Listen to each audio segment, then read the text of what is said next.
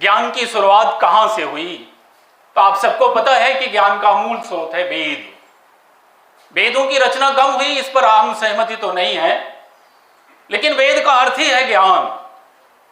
आप सब सोचिए कि जब लिपियां नहीं थी तब हमने ज्ञान को संजोया कैसे, अगली पीढ़ियों तक पहुंचाया कैसे? देखिए, पहले आती है भाषा। जब हम ला कहना सीखेंगे तब लिखें कैसे ये सोचेंगे। तो भाषा तो आ गई थी लेकिन लिपि नहीं थी। तो आप सोचिए कि इतने अमूल्य ज्ञान को अगली पीढ़ी तक पहुंचाया कैसे गया होगा। क्यों? क्योंकि जिस टॉपिक पे हमें बात करना है, जीवन मूल्य, वो टॉपिक उसी ज्ञान से मिला, उन्हीं धर्म ग्रंथों से मिला, उन्हीं परंपराओं से मिला, महापुरुषों के प्रवचनों से मिला, उनकी दिनचर्या से मिला। तो ये कहा जाता है कि ब्रह्मा जी के मुख से 4 वेद निकले और जिन ऋषियों को, जिन ब्रह्मर्षियों को उन्होंने अपने वो प्रवचन दिए, उन्होंने उसे सुना। तो सुनकर वो ज्ञान आगे बढ़ा, इसीलिए उन्हें कहा जाता है श्रुति साहित्य।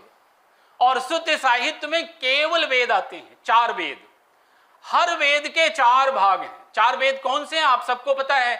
ऋग्वेद, यजुर्वेद, सामवेद, अथर्ववेद। हर वेद के फिर 4 भाग हैं। ऋग्वेद का जो ऋग्वेद नहीं, सारे वेद का जो पहला भाग है वो कहलाता है संहिता, जिसमें सारे मंत्र होते हैं। दूसरा भाग है ब्राह्मण, जिसमें कर्म कांडों की विधियां दी गई हैं, वो पद्य भाव में है। और तीसरा है अरण्यक, जो वन में संत रहते थे, उनके नियम उसमें दिए हुए हैं। और चौथा जो सबसे महत्वपूर्ण भाग है वो कहलाता है उपनिषद, जिसमें दार्शनिक व्याख्या की गई है। ब्रह्म क्या है, आत्मा क्या है, पुनर्जन्म क्या है, ये मानव जीवन का अर्थ क्या है, मानव जीवन मिला क्यों है, इन सारे प्रश्नों का उत्तर अगर कहीं मिलता है तो उपनिषद। तो आपके जो वेद हैं वो इन चारों का संकलन है। इन चारों को जोड़ दीजिए तो वेद बन गए। अब जब हमारे वेद आए तो आप ये सोचिए कि जब आपके पास लिखने की सुविधा नहीं है, आपको सुन के याद रखना है, तो आप उसे शार्ट फॉर्म में लिखेंगे, सूत्र फॉर्म में लिखेंगे। अब सूत्र समझना सबके बस का तो होता नहीं है।